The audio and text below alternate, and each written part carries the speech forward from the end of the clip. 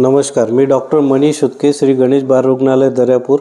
अंगावरचं दूध पाजल्यानंतर बाळाची भूक शमत नसेल तर अशा वेळेला डॉक्टर हे सांगतात की बाळाला वरचं दूध द्या, टॉप फीड करा.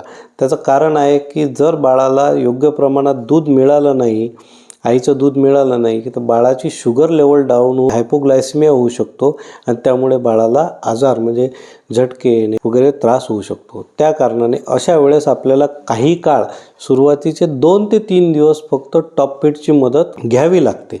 परंतु टॉप फीडची मदत घेताना असं नव्हे की अंगावरचे दूध बंद करायचे, नाही, अंगावरचे दूध चालूच ठेवायचे, फक्त ॲज अ सप्लिमेंट, थोडासा एक पूरक आहार म्हणून आपण टॉप फीड वापरत आहे. ते पण देताना बॉटल फीडिंग बिलकुल नाही. साधा आपला वाटी चमचा किंवा बोटणी किंवा औषधांच्या याच्यात मिळणारे ड्रॉपर, स्टराईल केलेल्या या सगळ्या वस्तूंनी बाळाला आपण ते देऊ शकतो. आता दुसरा प्रश्न जो विचारला जातो नेहमी OPDमध्ये की बाळाला टॉप फीड न देता किंवा डब्याचं दूध न देता गाईचं दूध आम्ही देऊ शकतो का? तर काही कंडिशन्समध्ये काही गोष्टीचा अपवाद वगळता तुम्ही गाईचं दूध देऊ शकता. परंतु गाईचं दूध देताना त्यात किंचित थोडी पिठी साखर म्हणजे बारीक केलेली साखर आपण मिसळणं आवश्यक असते. आणि शक्यतो डब्याचं दूध वापरा.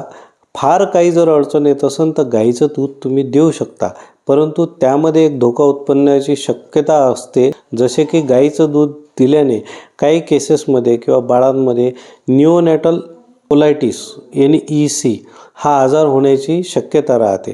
त्या कारणाने हे गोष्टी आपण अवॉइड करायला सांगतो. तर शक्य झाल्यास आईचं दूध सर्वोत्तम, त्याला पर्याय डब्याचं दूध, आणि नाहीच मिळालं तर मग गाईचं दूध, तेही थोडी पिठी साखर घालून. तर आतापर्यंत जर आम्ही दिलेली माहिती तुम्हाला आवडली असेल, आमच्या चॅनलला सबस्क्राईब, लाईक आणि शेअर जरूर करा. त्यामुळे आम्ही तुमच्यापर्यंत अशीच माहिती आणखी नवीन व्हिडिओमध्ये पोहोचवू शकू.